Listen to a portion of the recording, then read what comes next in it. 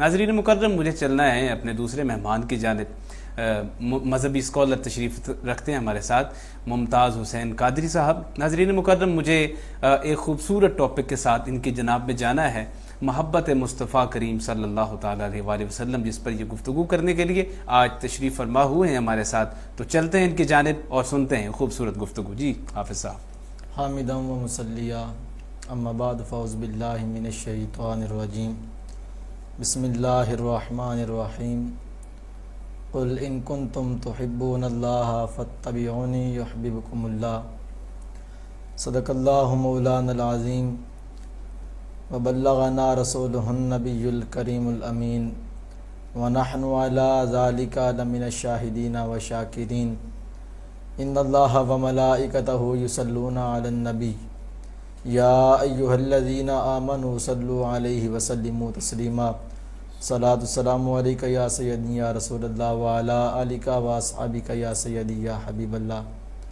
اللہ رب العزت کی حمد و ثنا، حضور تاجدار کائنات، جانے کائنات، جانے جہان کائنات، وجہ کائنات، تخلیق کائنات، جناب احمد مجتبیٰ حضرت محمد مصطفیٰ صلی اللہ علیہ وآلہ وسلم کی عظیم اور بلند بارگاہ میں ہدیہ درود و سلام پیش کرنے کے بعد، حاضرین و ناظرین، اللہ رب العزت کا لاکھ لاکھ شکر ہے کہ جس نے ہمیں انسان پیدا کیا، پھر مسلمان پیدا کیا، اور اس کے ساتھ ساتھ اپنے محبوب مکرم کا غلام پیدا کیا۔ حاضرین، جو میں نے آیات مقدسہ دوران خطبہ میں تلاوت کیا ہے، اس میں رب کائنات نے ارشاد فرمایا ہے، قل، اے محبوب آپ فرما دیں، ان کنتم، اگر تم مجھ سے محبت کرنا چاہتے ہو، فاتبعونی، تو تمہیں میری اتباع کرنی پڑے گی۔ اب اس آیات مقدسہ کا شان نزول حضور ضیاء الامت جسٹس پیر کرم شاہ الازہری رحمۃ اللہ تعالی علیہ نے اپنی کتاب تفسیر ضیاء القرآن میں لکھا ہے کہ جب حضور سید عالم صلی اللہ علیہ وآلہ وسلم نے یہود و نصارہ کو اسلام کی دعوت دی اور فرمایا کہ آپ بھی کلمہ پڑھ لیں، مجھے اللہ کا آخری نبی تسلیم کریں اور آپ بھی دین اسلام میں داخل ہو جائیں، تو اس وقت یہود و نصارہ نے کہا کہ ہم تو پہلے ہی اللہ سے بڑی محبت کرتے ہیں، اللہ کے بیٹے ہیں، اور ہم میں کیا ہوا کہ ہم نئے دین میں آ جائیں، ہم تو پہلے ہی اللہ کے لاڈلے بیٹے ہیں۔ تو اس وقت تاجدار کائنات نے فرمایا کہ اگر تم اللہ کے بیٹے ہو اور تم اللہ سے محبت کرتے ہو تو پھر یہ بتاؤ کہ اللہ تم پر عذاب کیوں نازل کرتا ہے؟ اگر تم اللہ کے بیٹے ہو تو اللہ تم پر عذاب کیوں نازل کرتا ہے؟ حالانکہ والد بیٹے کو تکلیف میں دیکھ نہیں سکتا، جب بھی بیٹے پر کوئی مصیبت آ پڑے تو والد بھی تڑپنے لگ جاتا ہے۔ جی ایسا ہی۔ تو اللہ تعالیٰ تو تم پر کڑے عذاب نازل کرتا ہے۔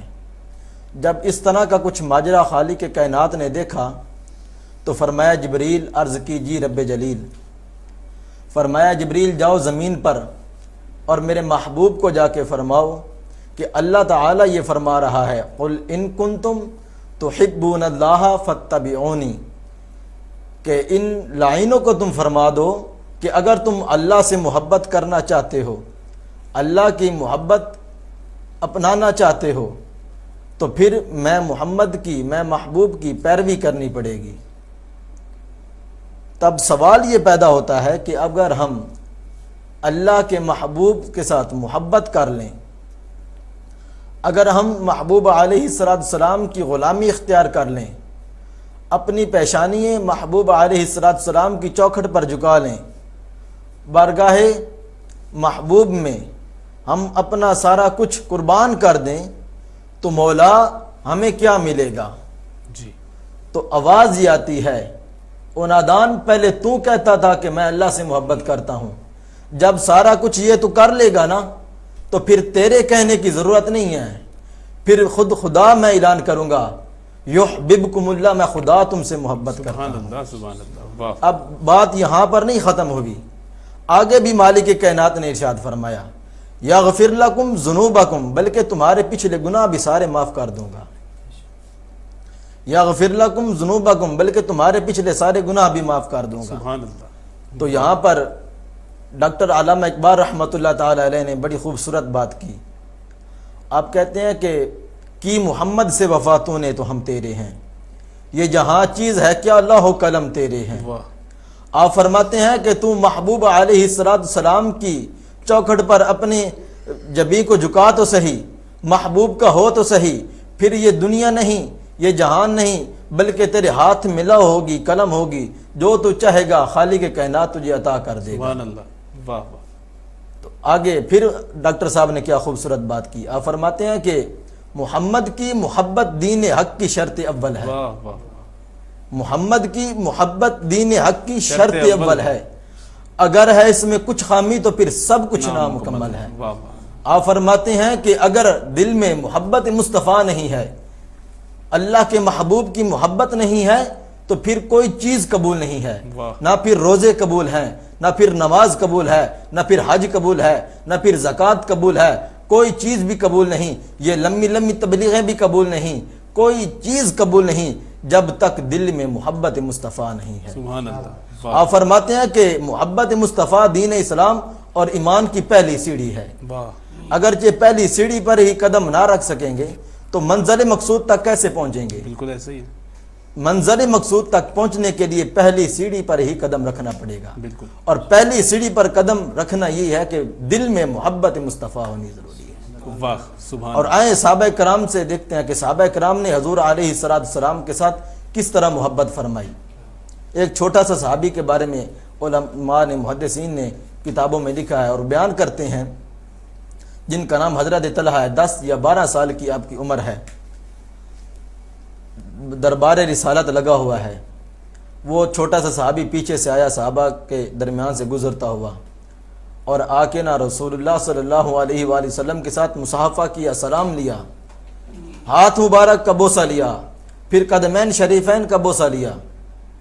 تو رسول اللہ نے پوچھا، اے طلحہ تو نے میرے ہاتھ چومے ہیں پھر پاؤں چومے ہیں، تو اس کی کیا وجہ ہے؟ تو رسول اللہ صلی اللہ علیہ وسلم کے پوچھنے پر حضرت طلحہ نے عرض کی کہ یا رسول اللہ میں آپ سے محبت کرتا ہوں۔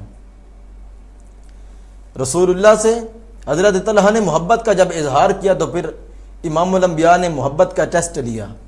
آپ نے فرمایا، طلحہ کیا تو واقعی مجھ سے محبت کرتا ہے؟ تو پھر ایک کام کر، جا کے اپنے باپ کو قتل کر دے۔ حضرت طلحہ نے پھر تلوار اٹھائی، کسی مفتی سے کسی عالم سے فتویٰ نہیں لیا کہ میں اپنے سکے باپ کو قتل کر سکتا ہوں، جا کے نہیں پوچھا، کیونکہ دل میں محبت مصطفیٰ ہے، اور محبت مصطفیٰ جب سامنے ہو تو پھر کوئی چیز نظر نہیں آتی۔ اور وہ ننھے سے صحابی، چھوٹے سے صحابی ہیں، انہوں نے دیکھا کہ اب محبت نبھانے کا وقت آ گیا ہے، محبت کا دعویٰ نہیں، اب محبت نبھانے کا وقت آ گیا ہے۔ انہوں نے تلوار اٹھائی اور گھر کی طرف دوڑنا شروع کر دیا۔ جب حضور تاجدار کائنات نے دیکھا کہ طلحہ گھر کی طرف دوڑا جا رہا ہے اور اپنے جا کے والد کو قتل کر دے گا، تو امام الانبیاء نے فرمایا، طلحہ واپس آ جاؤ۔ حضرت طلحہ رضی اللہ تعالی عنہ واپس آ گئے تو امام الانبیاء نے فرمایا، طلحہ میں آپ کے آباء و اجداد کو قتل کروانے کے لیے نہیں بلکہ ان کو ان کی عزتیں دینے کے لیے آیا ہوں۔ گویا مختصر کہ حضرت طلحہ کچھ دن بارگاہ رسالت مآب میں داخل نہ ہو سکے، پہنچ نہ سکے، تو اس وقت امام الانبیاء نے پوچھا صحابہ کرام سے کہ وہ میرا پیارا صحابی حضرت طلحہ خدمت میں حاضر نہیں ہو رہا، اس کا پتہ لگایا جائے، کیا وجہ بنی ہے؟ تو پتہ لگانے پہ پتہ یہ چلا کہ حضرت طلحہ کی طبیعت کچھ ناساز تھی، بیمار تھے۔ تو امام الانبیاء کبھی فجر پڑھ کے، کبھی ظہر پڑھ کے، کبھی مغرب پڑھ کے، کبھی عشاء پڑھ کے حضرت طلحہ کی خبر لینے کے لیے جا رہے ہیں۔ کیا مقام ہے حضرت طلحہ کا، کیا نصیب ہے کہ حضور تاجدار کائنات خود حضرت طلحہ کے گھر چل کے جا رہے ہیں طبیعت پوچھنے کے لیے۔ طلحہ بتا تیرا کیا حال ہے؟ سبحان اللہ، سبحان اللہ۔ ایک دن امام الانبیاء حضرت طلحہ کے گھر میں تشریف لائے، دیکھا کہ اب حضرت طلحہ کی طبیعت بالکل ناساز ہے، بچنے کے حالات نہیں ہیں، بالکل ہی سانس اٹکی ہوئی ہے، اب یہ حضرت طلحہ کا انتقال ہو جائے گا۔ تو حضرت طلحہ کی حالت دیکھ کر امام الانبیاء نے حضرت طلحہ کے والد کو فرمایا کہ آج رات ہی حضرت طلحہ کا انتقال ہو جائے گا، تو اس کے جنازہ پڑھانے کے لیے مجھے بلانا ہے، مجھے بتانا ہے کہ حضرت طلحہ کا انتقال ہو گیا، آؤ اور آپ آگے جنازہ پڑھاؤ۔ رسول اللہ یہ فرما کر چلے گئے۔ اب حضرت طلحہ نے ابا جان سے پوچھا کہ رسول اللہ کیا فرما رہے تھے؟ اب حضرت طلحہ کے ابا جان نے حضرت طلحہ کو بتایا کہ رسول اللہ یہ فرما رہے تھے کہ جب حضرت طلحہ کا انتقال ہو جانا تو جنازہ پڑھانے کے لیے مجھے بلانا ہے۔ سبحان اللہ۔ تو حضرت طلحہ نے انکار کر دیا، کہا کہ ابا جان رسول اللہ کو میرے جنازے کے لیے نہیں بلانا۔ عجیب بات ہے، آج کے دور میں کسی شاگرد کا جنازہ پڑھانے کے لیے استاد آ جائے تو لوگ کہتے ہیں کہ یار اس کا بڑا ہی مقدر ہے، بڑا ہی نصیب ہے کہ اس کے استاد نے آ کے جنازہ پڑھایا ہے۔ پھر پیر آ جائے تو دنیا اس کے جنازے پہ رقص کرنے لگ جاتی ہے کہ یار اس کا کتنا نصیب ہے کہ اس کا جنازہ پڑھانے کے لیے اس کے پیر تشریف لائے ہیں۔ لیکن ادھر ماجرا کچھ اور چل رہا ہے۔ حضرت طلحہ کا جنازہ پڑھانے کے لیے رسول اللہ خود تمنا کر رہے ہیں کہ اس کا جنازہ میں پڑھاؤں گا، لیکن ادھر حضرت طلحہ انکار کر رہے ہیں کہ میرا جنازہ پڑھانے کے لیے رسول اللہ کو نہیں بلانا۔ حضرت طلحہ کے والد نے پوچھا کہ کیوں نہیں بلانا؟ تو حضرت طلحہ نے عرض کی ابا جان جو رسول اللہ کے گھر کا راستہ اور میرے گھر کا راستہ ہے نا، اس راستے پہ تقریباً سب یہود و نصارہ کے گھر ہیں، اور میں نہیں چاہتا کہ رسول اللہ میرا جنازہ پڑھانے کے لیے آئیں اور راستے میں یہود و نصارہ ان کو تکلیف پہنچائیں، اور قیامت تک کے لیے ہر امتی مجھ پر انگلی اٹھاتا رہے کہ طلحہ کاش تم مرتا ہی نہ اور تیرا جنازہ پڑھانے کے لیے رسول اللہ نہ جاتے اور ان پر یہود و نصارہ تکلیف نہ کرتے۔ اللہ اکبر۔ حضرت طلحہ کا جنازہ ہو گیا۔ رسول اللہ کو بعد میں خبر ملی کہ حضرت طلحہ کا جنازہ ہو گیا، تو اب حضرت طلحہ کی قبر پر رسول اللہ تشریف لے کر گئے۔